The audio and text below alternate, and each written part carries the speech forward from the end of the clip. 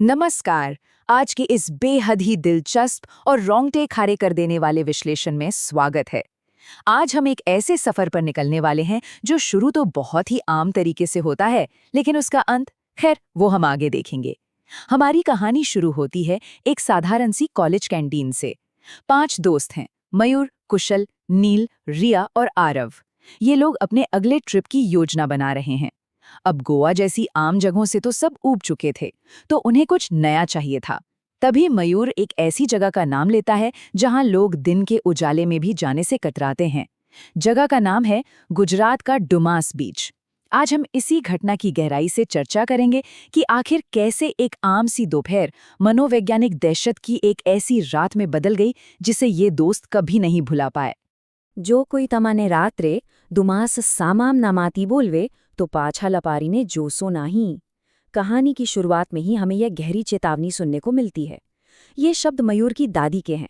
अगर इसका सीधा सा मतलब निकालें तो वो ये है कि डुमास में रात को अगर कोई नाम लेकर बुलाए तो भूल कर भी पीछे मुड़कर मत देखना। ये कोई मनगढ़ंत बात नहीं है। उस इलाके में ये डर बहुत गहराई तक बसा हुआ है। मयूर खुद बताता है कि उसके गांव के जो मछुआरे हैं ना, वो भी सूरज ढलने के बाद अपनी नावें उस दिशा में बिल्कुल नहीं ले जाते। एक तरह से यही चेतावनी इस पूरी घटना की नींव रखती है। इंसान की फितरत ही ऐसी है, पहले किसी चीज से डर लगता है और फिर उसी डर से एक अजीब सी उत्सुकता पैदा होती है जो हमें उसी खतरे की तरफ खींच ले जाती है। अब जब ये लोग दोपहर के वक्त दुमास बीच पहुंचते हैं तो सब कुछ बिल्कुल सामान्य लगता है। मुख्य बीच पर एकदम मेले जैसा माहौल है। बच्चे खेल रहे हैं, गुब्बारे वाले घूम रहे हैं, लोग पानी का मजा ले रहे हैं। लेकिन असली कहानी तब शुरू होती है जब ये थोड़ा आगे बढ़ते हैं। अचानक से माहौल एकदम बदल जाता है। पीछे लोगों की भारी भीड़ थी और आगे आगे दूर दूर तक किसी इंसान का नामो निशान नहीं। हवा जो अभी तक ठंडी और सुखद लग रही थी, वो अचानक से बहुत भारी और अजीब सी लगने लगती है, जैसे इस एक जगह में दो बिल्कुल अलग दुनिया बसी हों। इसी वीरान हिस्से में चलते हुए कहानी में एक बड़ा मोड़ आता है। रिया का ध्यान जमीन की तरफ जाता है और वो एक बहुत ही बुनियादी लेकिन दिमाग को घुमा देने वाला सवाल पूछती है, यहाँ की रेत इतनी काली क्यों है? नील जब अपने पैर से उस रेत को हटाता है तो उन्हें महसूस होता है कि ये बिल्कुल भी सामान्य रेत नहीं है। ये इतनी ज्यादा ढीली है जैसे इसके नीचे कोई बहुत गहरा गड्ढा हो। ये कोई साधारण काली मिट्टी नहीं थी। इसका रंग किसी बहुत ही गहरे और डरावने रहस्य की तरफ इशारा कर रहा था। और वो रहस्य क्या था? दरअसल इस काली रेत के पीछे का इतिहास बहुत ही स्याह है। मयूर अपने दोस्तों को बताता है कि सदियों से इस पूरी जगह का इस्तेमाल एक शमशान घाट के रूप में होता आ रहा है। तो जो काली मिट्टी उन्हें दिख रही थी, वो वास्तव में मिट्टी और अनगिनत इंसानों की राख का एक ऐतिहासिक मिश्रण है। कुछ स्थानीय लोग तो ये भी मानते हैं कि कई लावारिस लाशों को तो सीधे इसी रेत में दफना दिया जाता था। इस ऐतिहासिक सच को जानने के बाद ये भौगोलिक जगह अचानक से एक खौफनाक हकीकत में बदल जाती है। जैसे जैसे वे इस वीरान इलाके में आगे बढ़ते हैं, उनकी मुलाकात एक कबाड़ी वाले से होती है जो वहां प्लास्टिक की बोतलें बीन रहा था। सच कहें तो ये आदमी उनके लिए एक आखिरी चेतावनी लेकर आया था। उसकी आंखें एकदम थकी हुई थीं और आवाज में एक अजीब सी ठंडक थी। वो साफ साफ कहता है कि यहाँ जो लावारिस लाशें आती हैं वे इसी मिट्टी में दफन हो जाती हैं। वो इस पूरी जगह को अशांत ग्रहों का हिस्सा बताता है।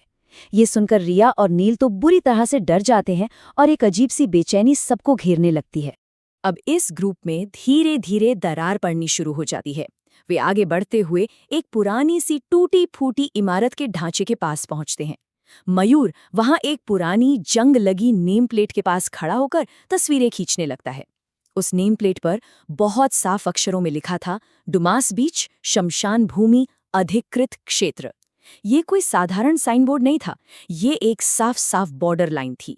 एक ऐसी सीमा जिसे पार करने का मतलब था एक अनजान और खतरनाक दुनिया में कदम रखना। और ठीक इसी पॉइंट पर दोस्तों का ये समूह टूट जाता है। रिया को अपनी अंतरात्मा से महसूस हो गया था कि कुछ गड़बड़ है, तो उसने और आरव ने आगे जाने से बिल्कुल मना कर दिया। नील थोड़ा सा आगे गया जरूर, लेकिन वहां की अजीब सी वीरानगी और बेचैनी देखकर वो भी वापस लौट आया। लेकिन मयूर और कुशल, शायद उत्सुकता या अति आत्मविश्वास में, उन्होंने सारी चेतावनियों को नजरअंदाज कर दिया और वो दोनों बिल्कुल अकेले उस खौफनाक खंडहर के अंदर चले गए। अंदर जाते ही वक्त जैसे उनके हाथ से फिसलने लगा। जब उन्होंने खंडहर में कदम रखा था तब शाम के 4 बज रहे थे। बाहर उनके दोस्त 6 बजे तक बेसब्री से उनका इंतजार करते रहे, क्योंकि सूरज ढल रहा था और बाकी लोग बीच छोड़कर जाने लगे थे। लेकिन अंदर मयूर और कुशल रास्ता भटक गए थे। वे बाहर निकलने की जितनी कोशिश करते, वापस उसी गोल गोल रास्ते में आके फंस जाते। और देखते ही देखते रात के 12 बज गए। एक बहुत ही साधारण सी दोपहर की सैर अब एक भयानक आधी रात के दुस्वप्न में बदल चुकी थी। रात के 12 बजे एक ऐसा पल आता है जब उनकी बाहरी दुनिया से जुड़ने की आखिरी उम्मीद भी खत्म हो जाती है। घने अंधेरे में रास्ता देखने के लिए वे अपने फोन के टॉर्च का इस्तेमाल कर रहे थे। बाहर खड़े दोस्तों से तो संपर्क बहुत पहले ही टूट गया था। और फिर कुशल का फोन बंद हो गया। मयूर के फोन में सिर्फ 1% बैटरी बची थी। अब ये 1% कोई साधारण संख्या नहीं थी, ये पूरी तरह से असहाय और अकेले पड़ जाने का प्रतीक था। वे लोग गीले कपड़ों में ठिठुर रहे थे और चारों तरफ सिर्फ समुद्र की डरावनी आवाजें और गहरा अंधेरा था। और तभी उस सन्नाटे को चीरते हुए हवा में एक बहुत ही मुलायम और प्यारी सी आवाज गूंजती है। शुरुआत में उन्हें लगा कि शायद उनके दोस्त उन्हें ढूंढते हुए अंदर आ गए हैं, लेकिन फिर एक आवाज एकदम साफ सुनाई देती है, मयूर तू कर रह्यो छे? ये सुनते ही मयूर का चेहरा एकदम सफेद पड़ जाता है, क्योंकि ये कोई आम आवाज नहीं थी। ये उसकी अपनी दादी की आवाज थी, जो 8 साल पहले खेत जाने के लिए निकली थीं और कभी वापस नहीं लौटी। इतने सालों बाद आधी रात को शमशान घाट पर उनकी रहस्यमयी आवाज सुनना डर के उस स्तर को पार कर जाता है जिसकी हम कल्पना भी नहीं कर सकते। इस बिंदु पर आकर उनका अपने दिमाग और शरीर से नियंत्रण छूटने लगता है। सब कुछ एक पूर्ण संवेदी दुस्वप्न बन चुका था।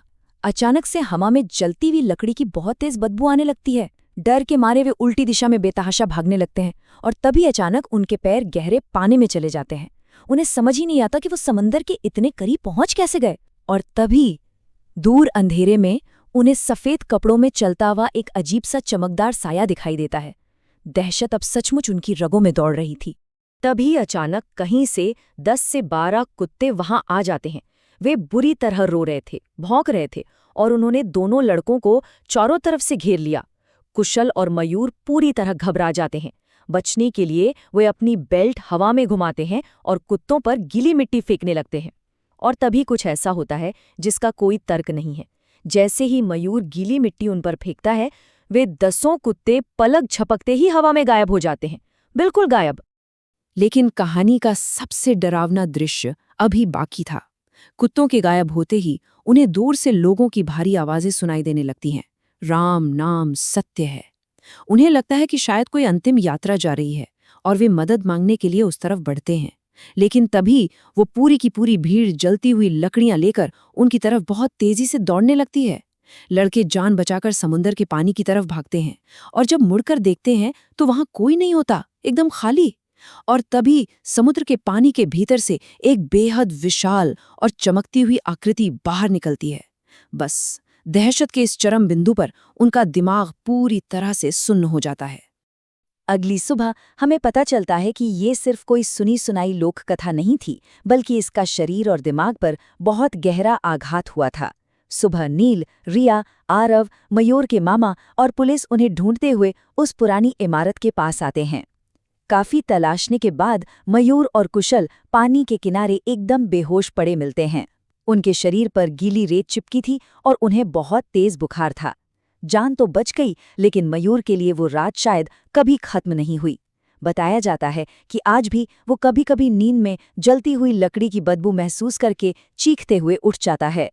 तो इस पूरे विश्लेषण के अंत में एक बहुत ही गहरा सवाल खड़ा होता है, क्या डुमास बीच जैसी जगहें सच में अपने काले इतिहास को कभी मिटा नहीं पाती? क्या वहां आज भी कुछ ऐसी ऊर्जा मौजूद है जिससे हम इंसान समझ नहीं सकते? या फिर जब हम बहुत ज्यादा अकेले होते हैं और खौफ में होते हैं, तो हमारा अपना दिमाग ही हमारे अवचेतन में छिपे सबसे बड़े डरों को हमारे सामने एक हकीकत बनाकर खड़ा कर देता है? सोचने वाली बात है ना? आज की इस दिलचस्प चर्चा में बस इतना ही। हम फिर मिलेंगे एक नए विश्लेषण के साथ। धन्यवाद।